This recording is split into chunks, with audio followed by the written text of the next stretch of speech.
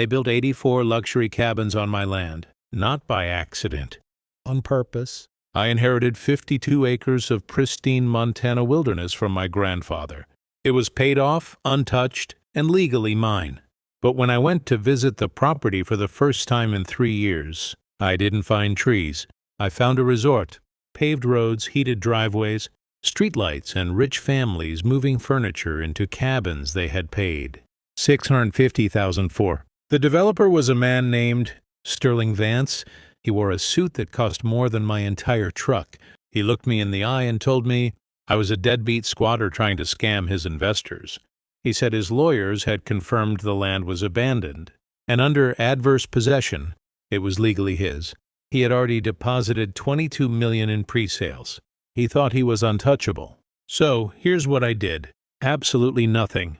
I didn't call the police. I didn't stop the bulldozers. I let them finish construction. I watched them landscape, paint, install hot tubs, and build a massive clubhouse. And then, the day after the final coat of paint dried, I walked into federal court with my grandfather's original 1968 deed. What would you do if a billionaire stole your legacy? Drop your state in the comments below. Let's see where the land rights family is watching from. My name is Jack Miller, and this is how I stole my own land back. To understand why I did what I did, you have to understand who William Miller was. My grandfather wasn't a rich man. He was a mechanic who smelled like diesel and pipe tobacco. In 1968, he bought 52 acres in Montana for $8,200 cash. People told him he was crazy. They said the land was too steep, too remote. But he saw something else. He saw a sanctuary. When I was a kid, he'd take me up there. We'd fish in Timberline Creek, sleep under the stars, and he'd tell me, "Jack, they're not making any more land. Whatever happens, you keep this wild." He kept every single receipt in a dented green metal ammunition box in his basement. Every tax payment, every fence repair receipt, every survey map. When he died in 2020, he left me the property. I was going through a messy divorce, working double shifts at an auto shop, barely keeping my head above water. I didn't visit the land for 3 years. I couldn't afford the gas money to drive up there.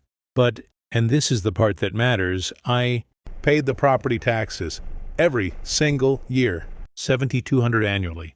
I ate ramen noodles so I could pay those taxes. I have the email receipts to prove it. In August 2023, I finally saved enough to drive up and scatter Grandpa's ashes. I turned off Highway 93 onto the old logging road. My heart was full. I was ready to come home. But when I rounded the final bend, my stomach dropped. Where my forest used to be, there was now a stone gatehouse. A sign carved from imported cedar read, "Timberline Creek Resort, a Vance Luxury Community." My hands were shaking on the steering wheel. Not from fear, from rage. I pulled up to the gate. A security guard in a tactical vest stepped out. "Can I help you, sir? Deliveries are around back." "I'm not a delivery driver," I said, my voice shaking. "I own this land." He smirked. "Sure you do, buddy. And I own the White House. Turn around before I call the sheriff." Before I could answer, a black Mercedes G-Wagon pulled up behind me. The horn blared. Out stepped Sterling Vance. He was in his 50s, slicked back silver hair, teeth too white to be real. He smelled like expensive cologne and arrogance. "Problem here?" "Sort," he asked, looking at my rusted Ford F-150 like it was a pile of garbage. "This guy claims he owns the resort." The guard laughed. Vance walked up to my window. He didn't introduce himself. He just scanned me, my grease-stained Carhartt jacket, my calloused hands. "Look," Vance said, "if you're looking for work, the landscaping crew is full. But we might need someone to clean the toilets in the clubhouse. Leave your name." I stepped out of the truck. I'm 6'2", and for a second he flinched. "My name is Jack Miller. William Miller was my grandfather, and you are standing on my property." Vance didn't blink.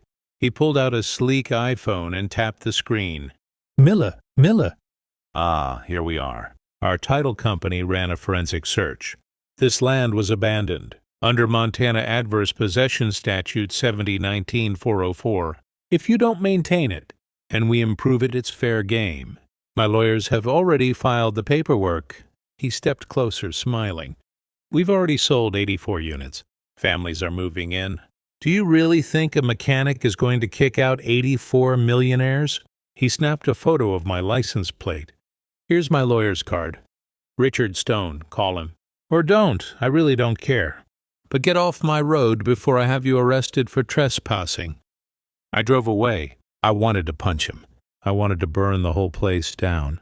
But as I drove down the mountain, I realized something. Vance was arrogant. He thought I was stupid, and that was going to be his downfall. The next morning, I called Vance's lawyer. Mr. Miller, the lawyer said, sounding bored. Mr. Vance is a generous man. He's authorized me to offer you a nuisance settlement of $20,000. If you sign a quitclaim deed today, $20,000, the timber on that land alone was worth $500,000. Tell Vance I'll see him in hell, I said and hung up. I needed a real lawyer. My buddy Marcus told me about a woman named Sarah Jenkins. She wasn't a fancy high-rise attorney. Her office was in a strip mall next to a laundromat, but she had a reputation. She hated bullies. I walked in and dumped Grandpa's green metal box on her desk. They built a resort on my land, I said. She looked skeptical until I showed her the tax receipts. 2019, 2020, 2021, 2022, 2023. Her eyes went wide.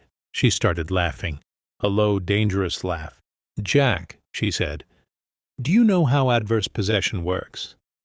They said because I wasn't there, they could take it. That's only half the law, she smiled. To claim adverse possession in Montana, the squatter must pay the property taxes for 5 consecutive years. You've been paying them. Their claim is dead.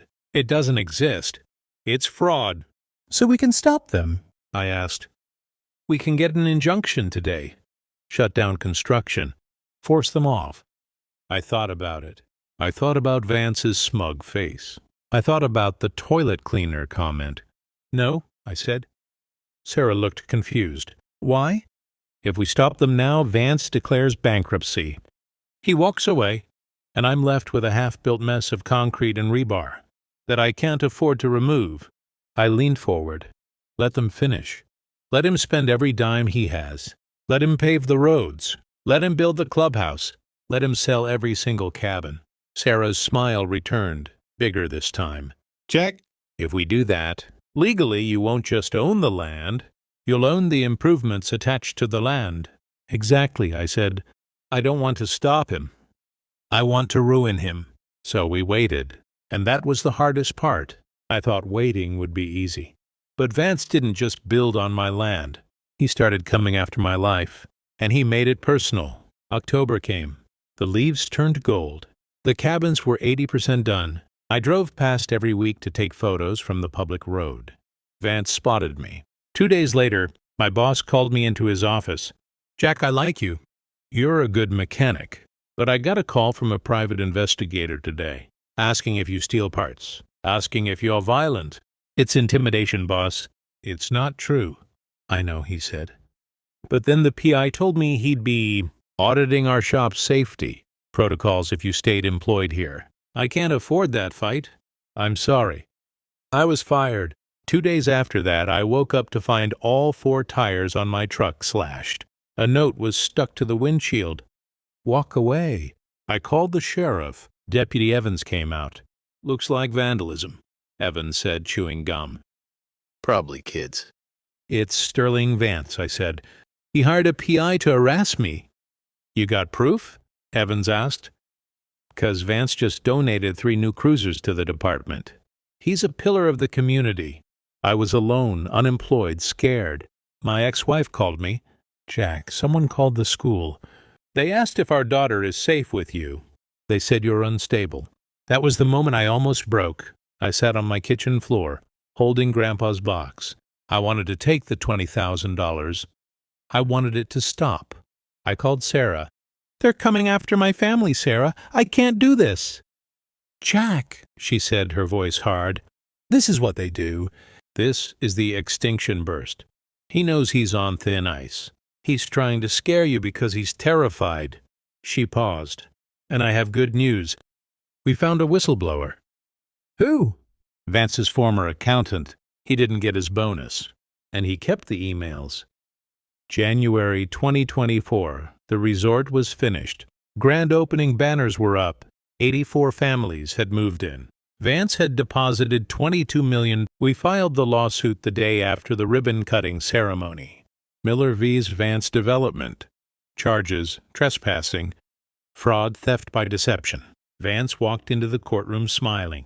He had 5 lawyers in expensive suits. His lead attorney stood up. "Your Honor, this is a frivolous case. My client improved abandoned land. This is a shakedown." Then it was Sarah's turn. She didn't make a speech.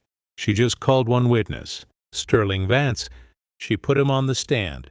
"Mr. Vance," she said, "did you know Jack Miller was paying taxes on the land?" I relied on my team," Vance stammered. "Did you know?" "No." Sarah walked to her table and picked up a piece of paper.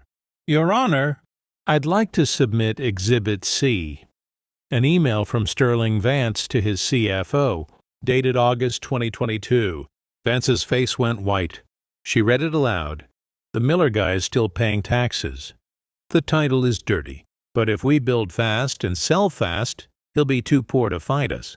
We'll bury him in legal fees before he realizes what happened." The courtroom went dead silent. The judge looked at Vance. He looked at the email. Then he looked at Vance again with pure disgust. "Mr. Vance," the judge said quietly, "you better get a criminal defense attorney, because you are going to need one." The jury deliberated for exactly 2 hours. The verdict: I, Jack Miller, was declared the sole legal owner of the 52 acres and all 84 cabins. Vance was ordered to pay $6 million in punitive damages. The case was referred to the FBI for wire fraud and bank fraud. I had won. I owned a resort worth $50 million. But as I walked out of the courthouse, I saw a woman crying on the steps. It was one of the homeowners, and I realized my fight wasn't over. Vance is in prison now, serving 8 years. But I had a problem. 84 families, good people, retired teachers, doctors, young couples, had paid $650,000 for cabins they didn't legally own. Technically, I could evict them. I could sell the cabins and become a multimillionaire overnight. Everyone told me to do it. "It's your right, Jack. Get rich." But I remembered Grandpa. Keep it wild. Keep it honest. Taking their homes would make me just as bad as Vance. So last month, I called a town hall meeting in the clubhouse Vance had built. The room was packed. People were terrified. They were shouting, crying. They thought I was there to kick them out. I walked up to the microphone. "I'm not here to take your homes," I said. The room went silent. "I am forming the Miller Land Trust. Each of you will keep your cabin. You won't lose a dime. All I ask is a monthly lease, fee that goes 100% into maintaining this forest and protecting the wildlife."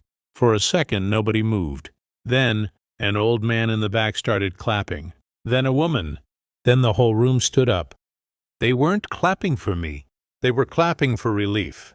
Today I live in cabin number 1. It's got a great view of the valley. I use the $6 million settlement to open my own auto repair shop, where I hire mechanics who've been fired for unfair reasons. Vance built a luxury resort to get rich. I turned it into a community to get free. Grandpa was right.